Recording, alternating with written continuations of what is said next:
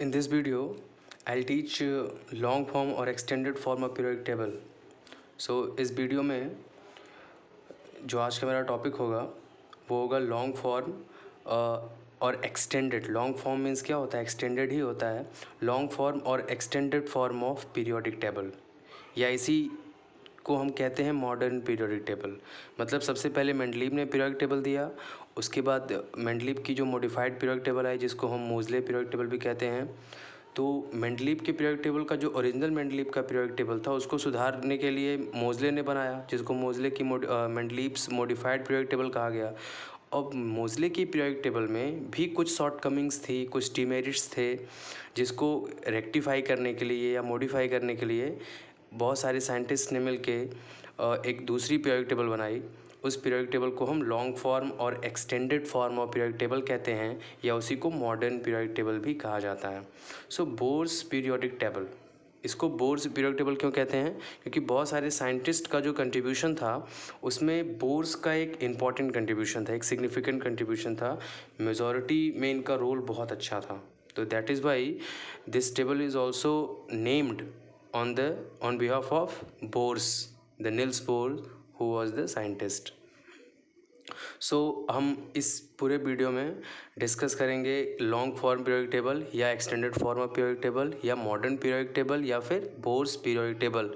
आपको मैं इसलिए कह रहा हूँ कि अगर एग्ज़ाम में इनमें से किसी नाम से पूछे, चाहे लॉन्ग फॉर्म पीरियोडिक टेबल कहे, चाहे एक्सटेंडेड फॉर्म पीरियोडिक टेबल कहे, या फिर मॉडर्न पीरियोडिक टेबल कहे, या फिर बोर्स पीरियोडिक टेबल कहे, तो वो बात एक ही है। सो आपको सेम चीज़ ही रखना, आपको कंफ्यूज नहीं होना है। सो हम स्टार्ट करते हैं। Various scientist made various periodic tables. देखिए, जब मोज़ले ने मेंडलीव की पीरियोडिक टेबल को सुधार के, मतलब जो मेंडलीव की ओरिजिनल पीरियोडिक टेबल थी, जब मोज़ले ने उसको सुधार के अपनी पीरियोडिक टेबल बनाई तो उसमें भी कुछ कमियां थी। और सारी कमियां आप कौन कौन सी कमियां थी पिछले वीडियो में आपको पता होगा अगर आपने वॉच किया है। सो बहुत सारे साइंटिस्ट ने मिलकर बहुत सारी पीरियोडिक टेबल उस समय बनाए उसको सुधारने के लिए। मोज़ले की पीरियोडिक टेबल को सुधारने के लिए बहुत सारे साइंटिस्ट ने पीरियोडिक टेबल बनाई in order to modify Moseley's periodic table. तो मैंने बता ही दिया कि सुधारने के लिए। But modern periodic table was very much useful and significant. लेकिन उन सभी बहुत सारी पीरियोडिक टेबल्स में से जो मॉडर्न पीरियोडिक टेबल था, मॉडर्न मतलब जो हम बात करें, जो मैंने हेडिंग डाली है, ये सबसे ज़्यादा यूज़फुल था as well as significant. Significant मतलब क्या होता है? इंपॉर्टेंट। इंपॉर्टेंट की जगह हम सिग्निफिकेंट भी यूज़ करते हैं। अब कंट्रीब्यूशन किसका किसका था? जो मॉडर्न पीरियोडिक टेबल बना था, जो लॉन्ग फॉर्म पीरियोडिक टेबल बना था, या जो extended form of periodic table बना था, उसमें किसका किसका मेजर कंट्रीब्यूशन था? मेन रोल किस साइंटिस्ट ने प्ले किया था?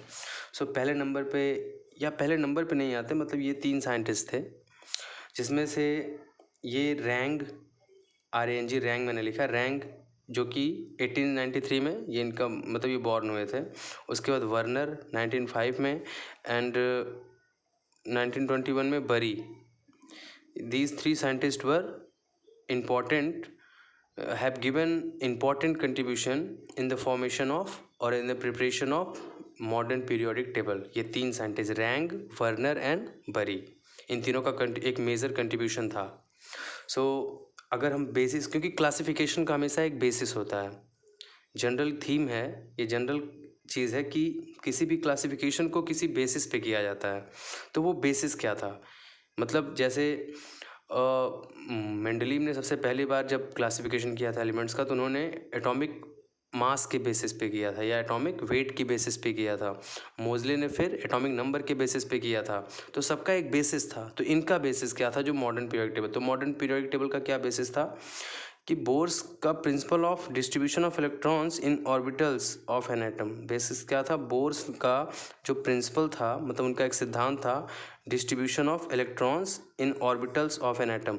मतलब बोर्स ने एक प्रिंसिपल दिया था उस टाइम पे कि किसी भी एटम के जो इलेक्ट्रॉन्स होते हैं वो ऑर्बिटल्स में किस प्रकार से डिस्ट्रीब्यूट होते हैं। जैसे नहीं होता है, पहले ऑर्बिटल में 2 होते हैं, उसके बाद 8, ऐसे आगे बढ़ते जाते हैं ना, एज पर 2n। तो वही चीज़ हमें यहाँ पे देखना है। सो 2n स्क्वायर के अकॉर्डिंगली भरते हैं ना, जो इलेक्ट्रॉन्स भरते हैं। तो बोर्स के प्रिंसिपल के अकॉर्डिंगली ही इसका मतलब, ये जो बोर्स का principle of distribution of electrons in orbitals of an atom था, वही बेसिस ऑफ क्लासिफिकेशन था।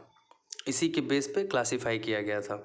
अब क्या था कि elements of same electronic configuration will have same properties. और बोर्स के, ये बहुत इंपॉर्टेंट चीज़ मैं बता रहा हूँ, बोर्स ने जो प्रिंसिपल दिया था डिस्ट्रीब्यूशन ऑफ इलेक्ट्रॉन्स का एक किसी ऑर्बिटल में, उनमें उन्होंने एक कंक्लूज़न दिया कि जो एलिमेंट्स होते हैं सेम इलेक्ट्रॉनिक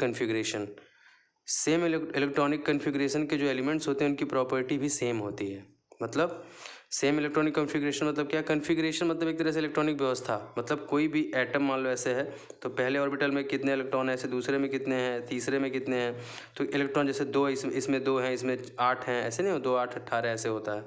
तो उसी को हम इलेक्ट्रॉनिक कन्फिग्रेशन कहते हैं। तो एक तरह का इलेक्ट्रॉनिक कन्फिग्रेशन अगर है, सेम इलेक्ट्रॉनिक कन्फिग्रेशन वाले एलिमेंट्स की प्रॉपर्टी भी क्या होती है? सेम होती है। ये कहने का मतलब है। आपको यहीं पे इसको तुरंत याद कर लेना है कि सेम इलेक्ट्रॉनिक कन्फिग्रेशन के एलिमेंट्स की जो प्रॉपर्टीज़ होती हैं वो भी सेम होती हैं। इसी के बेस पे ये जो क्लासिफिकेशन किया गया था, ये बोर्स का कंक्लूजन है। जो प्रिंसिपल निकाला था उसी को इलेक्ट्रॉनिक कन्फिग्रेशन कहते हैं। और इलेक्ट्रॉनिक कन्फिग्रेशन के ही बेसिस पे इसका क्लासिफिकेशन हुआ था। जो प्रॉपर्टीज़ ऑफ एलिमेंट्स थे वो किस पे डिपेंड करती थी? इलेक्ट्रॉनिक कन्फिग्रेशन पे। मतलब इलेक्ट्रॉनिक कन्फिग्रेशन को अगर आप एक जनरल टर्म में समझना चाहें तो समझ लीजिए कि arrangement of electrons in an atom. किसी एटम में इलेक्ट्रॉन्स किस तरह से अरेंज हैं, किस तरह से वो अलग अलग ऑर्बिटल में अरेंज हैं, उसी को क्या कहते हैं? Electronic configuration. तो सेम टाइप ऑफ अगर अरेंजमेंट है इलेक्ट्रॉन्स का किसी दो एटम में, तो दो एटम नहीं, दो एलिमेंट्स के एटम में, तो उनकी प्रॉपर्टीज़ भी क्या होंगी? सिमिलर होंगी, मतलब सेम होंगी। तो आई होप आपको ये समझ में आया होगा।